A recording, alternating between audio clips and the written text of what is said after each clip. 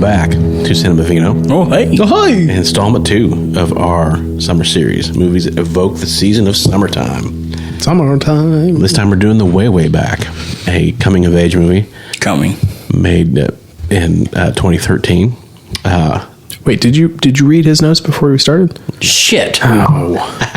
Here, have a look. I got them. So this came out in 2013. Wait, what are we drinking?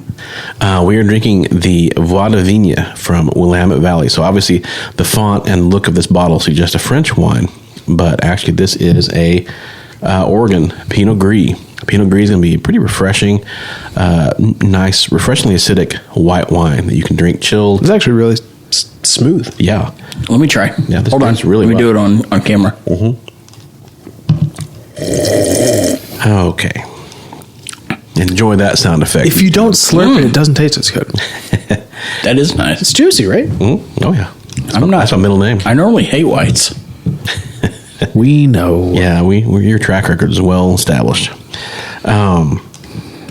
But yeah, this is a nice, like, probably $15 to $20 white wine that you can drink. It's a 2022 vintage. It's not like... It's fresh. Yeah. And yeah, I mean, I'd say Pinot Gris, Vino Verde, these are definitely some white wines. We'll probably do a Vino Verde before it's all said and done. Rosés. Waiter. Good summertime wines. What's the Strumpf on there? Get me 13.2. Not bad for a white. Get me one of your newest I wines. think for our next one, we'll probably do a cocktail. We'll probably do a nice little summertime cocktail. Ooh. So, yeah. Well, like a LIT. little Aperol Spritz? Maybe an Aperol Spritz, yeah, something like that. Like An Aperol Spritz combined with Spritz. the LIT. I like a... Or a tequila sunrise mimosa. We can do the Travis special. I like a gimlet. Oh, yeah. Have you ever done like a cucumber jalapeno gimlet? Yeah, Ooh, that sounds good. sounds It's excellent. lovely. Yeah. Honestly. That sounds like they would hit the spot. It does. Yeah. In a lot of ways. We'll put that on our radar. I need to add cucumber and more shit. Like cucumber pico is delicious. Obviously, Gilmore Girls cucumber water. Yeah, Also I mean- tasty. Great little summer salad. Do some like cucumber and watermelon The fuck's a salad? with a little bit of basil and mint, and then kind of toss it all together. Throw on some feta on top. Yeah. Very fresh. Do Very I delicious. look like I eat a lot of salads? Camera adds 10 pounds. Okay. But you could be a feta man, though. I could see you as a feta cheese guy. God. How do you feel about feta cheese? It's the best part of a salad. Yeah. Can't find a feta man. You can actually. He's in Congress. Oh.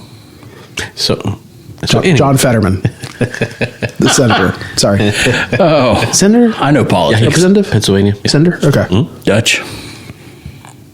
So, a little bit about this movie. Hey, the screenplay was featured on a screenwriting website called The Blacklist. Yeah, this was on one of their years.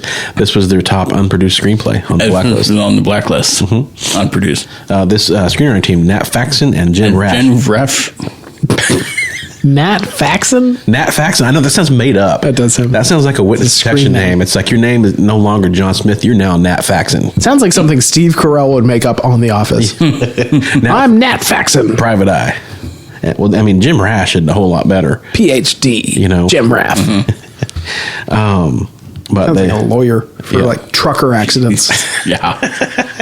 yeah, if you slip on the sidewalk, you call him Jim Rash.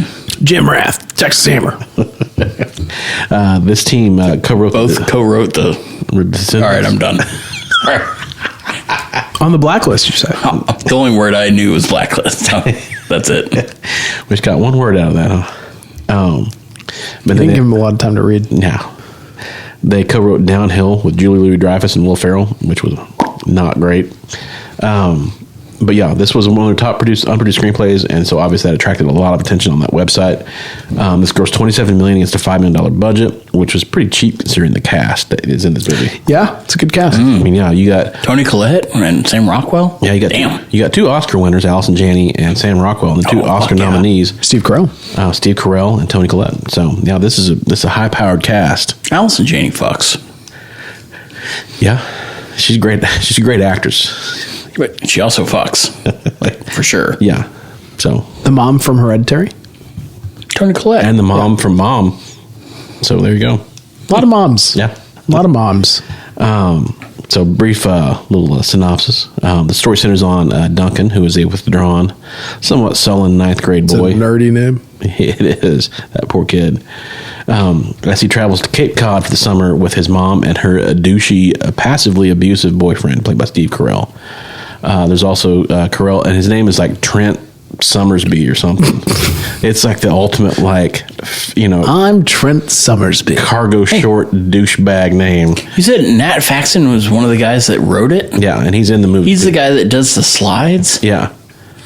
Yeah. Oh, cool. And once you see that, he looks like Nat Faxon. For sure. It's like, You know what? I've actually I've been watching Loot on Apple TV.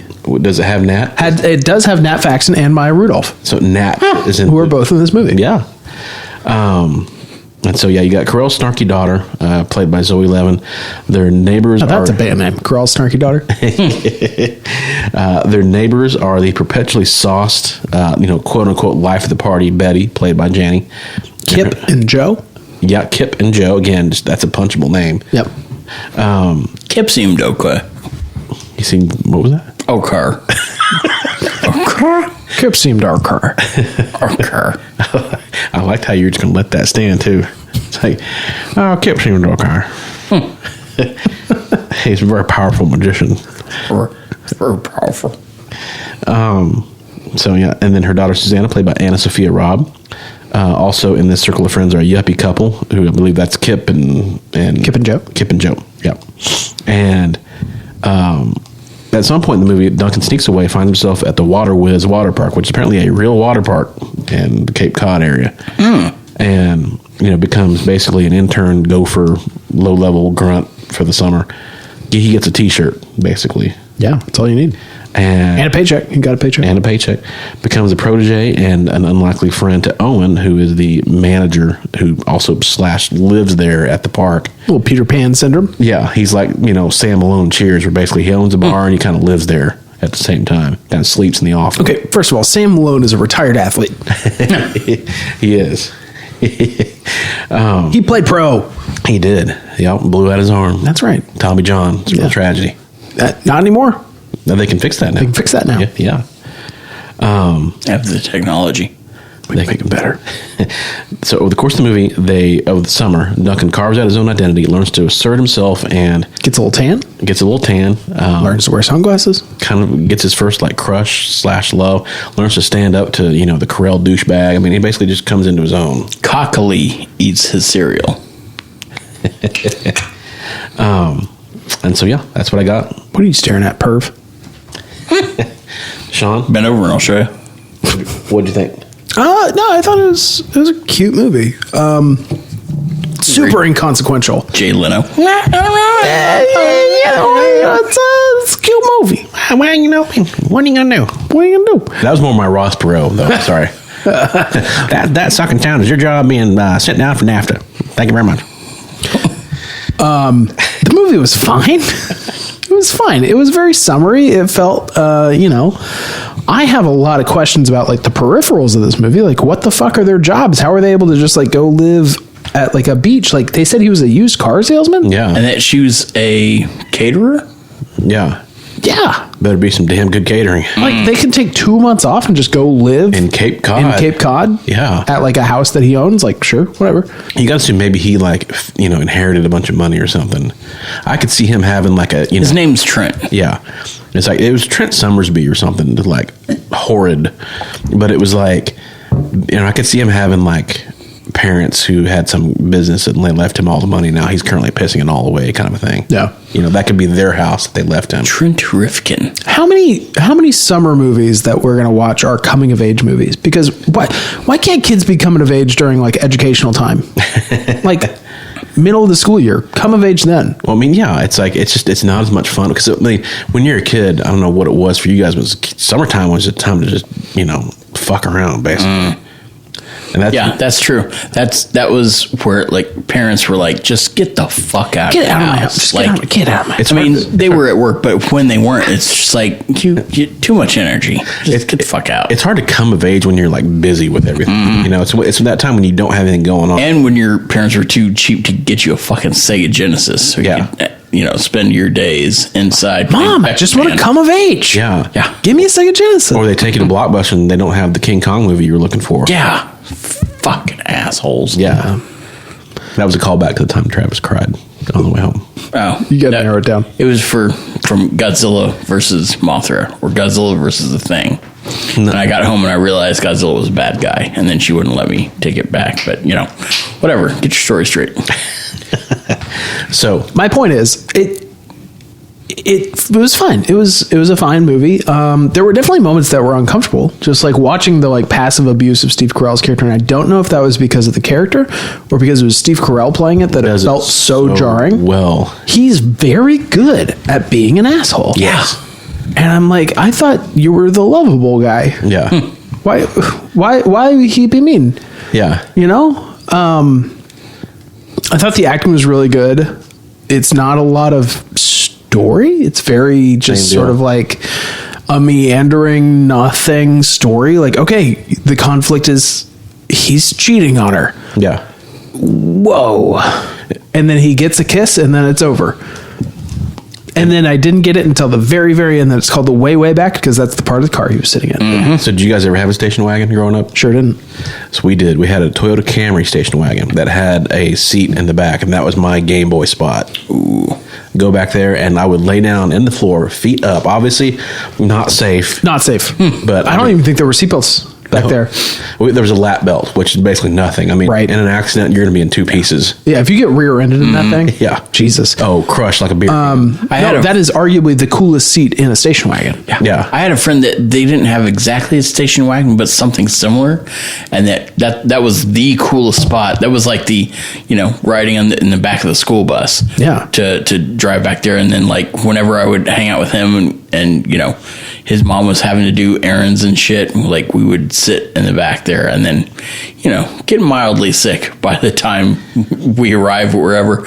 Sure, his mom had way too much perfume applied, and we didn't get enough air conditioning there in the back, and there was a lot of wobbling, and it was just oh god, I think I'm sick by the time we reach our destination. One thing that I like to do back there was pretend Okay. All right. Got me that kind of podcast. All right. Whew. Oh, double fisting it, Todd. Just, might as well clip it here. one thing I like to do back there is pretend that it was Star Wars and I was in the tail gunner spot, blowing up TIE fighters. Of course you did. No, I was a little goober. Fucking nerd. Yeah, I did that. Yeah. I mean, if you're talking about slapping Pud, that was not the environment for it. Oh, says you. It wasn't that far back. It wasn't that much way back. I was projecting. That's all I was doing back there. All I'm saying is objects may be closer. I was like, what's this sweater doing back here? Speaking of no one's looking. So anyway, I did have a friend who had a station wagon. So, in high school, he drove a station wagon. We could sit in the very, very back. In the way back? Way back. Yeah, no, I definitely found myself the entire movie like, why the fuck is it called the way back? And then she climbs all the way to the back at the end. And I'm like, oh, it's the way back. I get it. there you go. There you go. The whole movie's bookended. It is bookended. Just like Dazed and Confused. Yeah. Yeah, I think you'll find that a common feature of coming of age movies. They like to tie it all back up. Stop saying coming of age. Find a different word, like buildings Roman, something. Jizzing of era. Jizzing Vera. Buildings Rome, is that a font? I don't know. Let me look it up. So 6. 6. 6.5. Okay. Yeah. Travie? No, 6. I'll We're look back up to 6. buildings Roman. Hey, you could. A novel dealing with one person's formative years or spiritual education. There you go. Trav found a thesaurus word. Yeah. That's nice. I like coming up. Oh, I'm sorry. I knew it before I looked it up, but then I had to look it up. No, you're vindicated. Yeah. I really liked this movie when I first saw it, and then I think I told Todd about it, and we watched it, or he had already watched it. Todd was a bit haughty about yes, of course. about it, and we're like, yeah, that's all right. He wasn't wearing glasses, but he was pushing them up. Yeah. Nerd.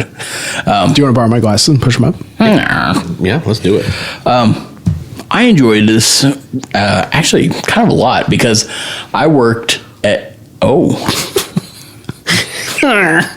Whoa. I worked at our local water park when I was in hike school for two. Sorry, hike school? Hike school. Okay. It's Billy Mack. You worked at a water park? Yeah, I worked at Big Splash for 2 years. Yeah. In hike school. As did our boy Taylor. Well, I worked at a was movie there theater. 1 year. Or was he at Bell's? Was he at the music park? No, he was there with me. He sold lemon chills I think. out of the lemon chill cart, and so did Richie. Richie worked there. And then I think our He sold tubes, Indeed, he did. Sold or rented? rented tubes, Okay. tubes, and lockers. Tubes. You'd go to Richie if you needed a locker or a tube. Our buddy Kyle, I think, didn't he work at Bell's? There's a whole squad that worked at Bell's too. I don't know. Can just let me tell the story. I feel like Go this ahead. would be a peak summer job. It was great. I worked at the Domino's my first year, and all I did was sit there at the register, and Don't mind me. okay.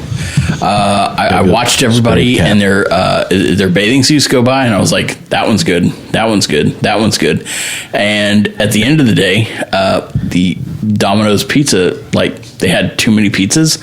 I would take home a pizza or 2 or 3 every night. Not a bad way to be.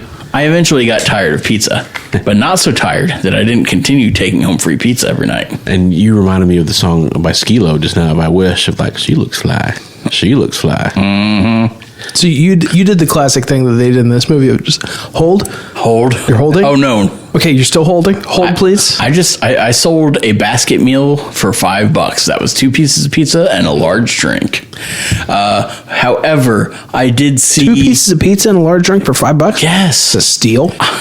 Like I said, a special affinity for this movie. I'm like, this is exactly how it went. Like different kinds of vomit. Like every day was a corn dog. I'd get free food from just random places. But yeah, this movie just hopped around a lot. Like Sam Rockwell was great, but they're excellent actors that were somewhat wasted, I feel. Like they were just doing a lot of yada yadaing. Like watching this now, this was maybe my 3rd or 4th time to watch it. I still enjoyed the whole thing. But Toni Collette and Sam Rockwell, Allison Janney, Steve Carrell in this. This and Dan in Real Life, I think, are 2 of his best dramatic roles, I guess. Yeah. When you see him as an asshole in this, and he's great. He's a great asshole. Was it Foxcatcher? The one where he's the wrestling coach? Yeah. Oh, I still haven't seen that one. Great movie. Yeah. Great performance. And then The Big Short, another good one. Big Short's good. Yeah. But this one was just, and Maya Rudolph, she only had a few scenes. Yeah. But they were all wasted. Yeah. But they each one of his coworkers had their own quick personality. You had what? The dean from Lewis, Community? Exactly. Lewis, Jim Rash, Sam Rockwell is Owen, Nat Faxon, who his name sounds fake and so does his face. Nat Faxon. He looks like he's wearing a mask. It's an enjoyable Bildungsroman. And It's coming of age story. yes. And as a water park employee for 2 years, I was like, yeah, absolutely, 100%. This is right up your alley. Yeah. For me, I would give this a straight up a 7.5. I don't know. That's my nostalgia. It's probably a 6.5, but my enjoyment of it, 7.5. Yeah. We're of one mind on that. That's my score too. 7.5? Yeah. Fuck you guys. Basically my notes, it's often funny, sometimes moving. It's always well acted, and it strikes just the right balance between like light drama and light comedy. It tells a pretty typical, what was it? Times New, what was the thing? Bildungsroman. But it doesn't. Times New Roman. It doesn't tell it in a typical way. It's like it tells a story well, and it's well acted. It's well done. Okay. Bildungsroman. So, basically this is a typical example of the genre, but done right, done very well. They yada yada, like it doesn't feel super cohesive. Just some of the weird stuff is them panning across the slide like it's a cartoon, like Tom and Jerry, like clink, clink, you know, just going around. It's some of those I noticed this time around. Yeah. Who directed it? Nat Faxon and Okay, so they directed it and wrote it. Blurred Rush or whatever his name is. It's a directing team, but yeah, I mean, it's fun. There's a kid with a lazy eye. Oh, I love that fucking kid. Yeah. Just telling his mom to fuck off. And there's some legitimately funny Wear your movies. eye patch. Funny Weirds people out. Yeah, it's just characters with personality. Where'd your eye patch Just go? I flex. don't know. I fucking lost it. Yeah, it just has a little extra spice to it than a typical movie. It's got a little oomph. Yeah, so 7.5 is good. It's a movie that knows it's a movie. And like, basically, again, it's all perspective. Go watch a shitty example of this genre, and then watch this. It's like, oh no, that's great. You know, Yeah. It's like you learn to appreciate it. Yeah. That much more. Oh my god. I mean, yeah, Wet Hot American Summer. Yeah. Like, I mean, there's tons of examples of movies like this. Yeah. Usually involve some sort of like summer job. Yeah. You know, a camp or, you know, a park or, some menial job. Yeah. I really liked, and I thought we were going to watch it, Adventureland with Jesse Eisenberg, Ryan Reynolds, and Kristen Stewart. You say Smallville? I was like, with George Clooney, but that's Tomorrowland. I was thinking of a different movie. No, Adventureland, and they're working at like a Bell's type place, circus. I mean, it just makes a great venue because, again, a lot of people can relate to that. Of like, I worked there. I know Waiting. that place. And it's got a good soundtrack too. It's got a lot of Lou Reed, Satellite of Love. Yeah, the best we had Damn, in this that was movie good. was That was good. REO Speedwagon. Yeah, can't fight this feeling anymore. Can't find this feeling anymore. REO Teabagging. Yeah. Yeah, and REO Speedwagon was grateful for the money there. I was like, yeah, bet they please, were. let's cash that in. India Irie. So basically, did you say India Irie? Nope. Okay. You just did. Got him. So, but anyway, it's been another episode of Cinema Vino. We're talking way back. It's a nice little under the radar movie. Takes place during the course of one summer, so it evokes the season. Be sure and Travis pours salt into his wine, so there's that. Beer salt. Yeah. It's fine. So anyway, A good lime taste on that. Mm. Pinot Gris from Willamette Valley in Oregon. Willamette. Do not pour salt in it. Just FYI. Hey, Beer or otherwise. Or, don't. do as we say, not as we do. As above, so below. And also with you. Yeah. And building's new Roman. I learned a new term. So there you go. That's what I write most of my emails in. Yeah.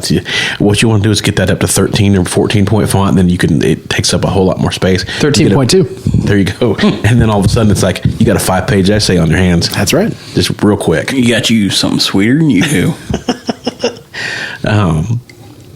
So next up, we're going to do Stand By Me. So, and a good chance we'll have Brother Owens, who is a newlywed. Ooh, I won't be here for that one, unfortunately. Newly minted man. Yeah. What? I am.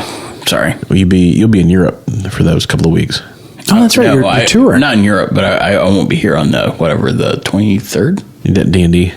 No, Okay. I just don't want to come. Okay. Because you're not in high school. It's not a coming of age story. Yeah. So anyway, there's a good chance we'll see you guys next time. Great movies. May or may not. Only Drunker. I'll miss you guys. We'll be here either way. So Well, maybe not here. we'll be somewhere. So We will be on the air. I won't be here. I'm going to be catching up on Bridgerton season 3. So, Oh, yeah. but you guys enjoy whatever you're going to do. Travis Budd, Sean Jordan. My name's Tard. My name's Ted. I'll see you guys next time. All right.